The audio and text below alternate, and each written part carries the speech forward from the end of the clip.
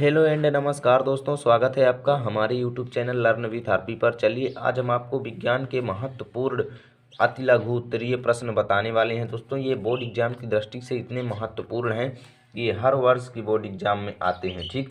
और इस वीडियो को देखने के बाद आपका 10 नंबर कन्फर्म पक्का हो जाएगा। मैं ये आपको गारंटी देता हूँ, 10 नंबर आपके पक्के हो जाएंगे यदि आप इन प्रश्नों को रट करके बोर्ड एग्जाम देने जाते हैं तो चलिए आज की इस वीडियो को पूरा देख लीजिए और इन सभी प्रश्नों को अच्छी तरीके से याद कर लीजिए और प्रत्येक प्रश्न का स्क्रीनशॉट ले लीजिएगा, जिससे सभी प्रश्न आप याद कर सकें और बोर्ड एग्जाम में 10 नंबर अपना कंफर्म कर सकें अति लघु उत्तरीय वाला, ठीक। तो चलिए आज का वीडियो शुरू करते हैं।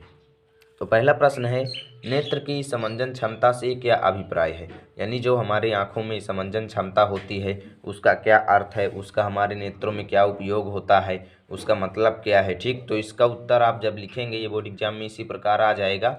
तो उत्तर डाल करके आपको लिख देना है, नेत्र की वह क्षमता, हमारे नेत्रों के अंदर होने वाली वह क्षमता जिसके कारण हमारे नेत्र जो होते हैं वो अपनी फोकस दूरी को समायोजित कर लेते हैं, यानी एडजस्ट कर लेते हैं अपनी फोकस दूरी को और निकट तथा दूर स्थित वस्तुओं को फोकसित कर लेते हैं, नेत्र की समंजन क्षमता कहलाती है, ठीक। यानी कि नेत्र की वह क्षमता जिसके कारण वह अपनी फोकस दूरी को समायोजित करके निकट तथा दूरस्थ वस्तुओं को फोकसित कर लेता है, नेत्र की समंजन क्षमता कहलाती है। तो इस पहले प्रश्न का आप स्क्रीनशॉट ले लीजिए और चलते हैं दूसरे प्रश्न की ओर। प्रश्न दूसरा है दोस्तों, दूरदृष्टि दोष किसे कहते हैं, यह किन किन कारणों से होता है, इस दोष के निवारण के लिए किस लेंस का प्रयोग किया जाता है। यानी कि यहाँ पर हम दूरदृष्टि दोष से संबंधित प्रश्न है ये, और ये बोर्ड एग्जाम में कई बार पूछा जा चुका है। तो यह किन कारणों से होता है, इस दोष के निवारण के लिए किस लेंस का यूज किया जाता है। तो चलिए इसको देखते हैं। जब किसी व्यक्ति को दूर की वस्तुएं स्पष्ट दिखाई देती हैं परंतु पास की वस्तुएं स्पष्ट नहीं दिखाई देती हैं तो इस दोष को दूरदृष्टि दोष कहते हैं। यानी कि कोई ऐसा व्यक्ति हो जिसे दूर की वस्तुएं दिखाई देती हों परंतु पास की वस्तुएं ना दिखाई देती हों तो इसे हम दूरदृष्टि दोष कहते हैं। यदि उसको दूर की वस्तुएं दिखाई देंगी तो उसे दूरदृष्टि दोष कहेंगे, और देखिए जब उसे नियर की वस्तुएं दिखाई देंगी तब उसे निकट दृष्टि दोष कहेंगे, क्योंकि जब वो निकट की देख लेगा तब वो दूर की नहीं देख पाएगा, तब उसे निकट दृष्टि दोष होता है। जब वह दूर की देख लेता है निकट की नहीं देख पाता तो उसे दूरदृष्टि दोष कहते हैं। और यह किन कारणों से होता है, स्क्रीनशॉट आप लेते जाइए।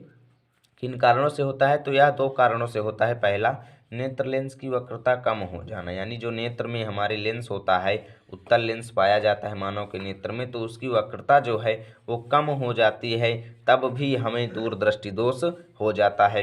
दूसरा, नेत्र गोलक का व्यास कम हो जाना, यानी कि जो नेत्र गोलाकार होता है नेत्र गोलक, उसका व्यास जब कम हो जाता है यानी कि वह लंबा हो जाता है, तब क्या होता है, हमें दूरदृष्टि दोष हो जाता है। अब इसका निवारण कैसे किया जाता है, तो इसके निवारण के लिए उचित क्षमता वाले उत्तल लेंस का प्रयोग किया जाता है। यानी कि जब किसी को दूरदृष्टि दोष हो जाता है तो उसका निवारण उसके नेत्र में उत्तल लेंस का प्रयोग करके, यानी उसमें चश्मा जो होता है उसमें उत्तल लेंस का यूज कर दिया जाता है, जिससे क्या होता है कि उसे दूर की वस्तुएं तो दिखाई देती ही हैं प्लस पास की वस्तुएं भी दिखाई देने लगती हैं, ठीक। तो आइए चलते हैं तीसरे प्रश्न की ओर, आप इसका भी स्क्रीनशॉट ले लीजिए।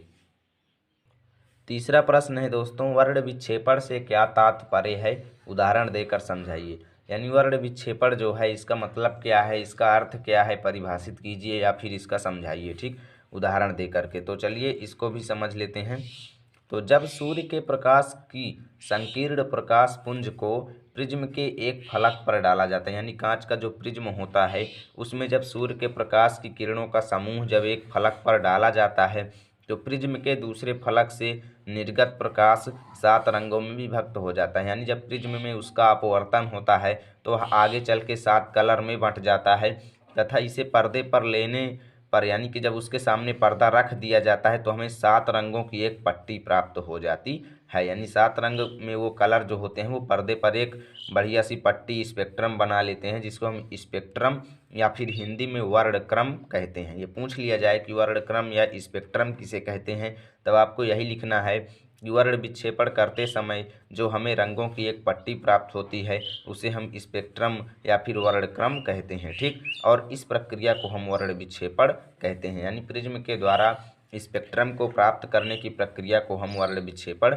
कहते हैं कि जब सूर्य के प्रकाश की संकीर्ण प्रकाश पुंज को प्रिज्म के एक फलक पर डाला जाता है तो प्रिज्म के दूसरे फलक से निर्गत प्रकाश 7 रंगों में विभक्त हो जाता है तथा इसे पर्दे पर लेने पर 7 रंगों की एक पट्टी प्राप्त होती है जिसे स्पेक्ट्रम कहते हैं तथा इस प्रक्रिया को वर्ण विक्षेपण कहते हैं। ठीक, स्क्रीनशॉट ले लीजिए और चलते हैं चौथे प्रश्न की ओर, जो कि वेरी वेरी इंपॉर्टेंट है। कई बार बोर्ड एग्जाम में पूछा जा चुका है। इंपॉर्टेंट तो सभी प्रश्न हैं क्योंकि मैंने छांट करके लिखा है जो 2022 में बहुत ही इंपॉर्टेंट है। तो चौथा प्रश्न है दोस्तों, ओम के नियम को समझाइए। अब ओम का नियम क्या है इसको समझते हैं। ये कई बार बोर्ड एग्जाम में पूछा जा चुका है।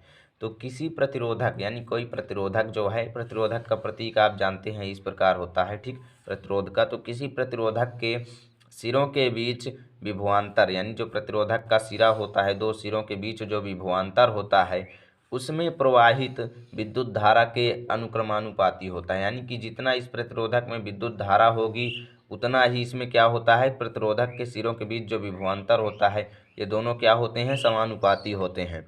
और क्या होता है, परंतु तार का ताप जो है समान रहना चाहिए, यही इसकी शर्त है। यदि तार का ताप जो है, प्रतिरोधक का ताप जो है वो समान रहेगा तो वहाँ पर उसका प्रतिरोध जो है वो विभवांतर के समानुपाती या फिर अनुक्रमानुपाती हो जाएगा। इसे ओम का नियम कहते हैं। ठीक, तो इसका भी स्क्रीनशॉट ले लीजिए। और आज मैं आपको 4 इंपॉर्टेंट क्वेश्चन बताया हूँ। यदि वीडियो अच्छा लगा है तो कमेंट कीजिएगा और मैं आपको और भी बोर्ड एग्जाम की दृष्टि से इंपॉर्टेंट क्वेश्चन अगले वीडियो में लेकर के आ जाऊँगा। मिलते हैं आपके साथ अगले वीडियो में, तब तक के लिए जय हिंद जय भारत।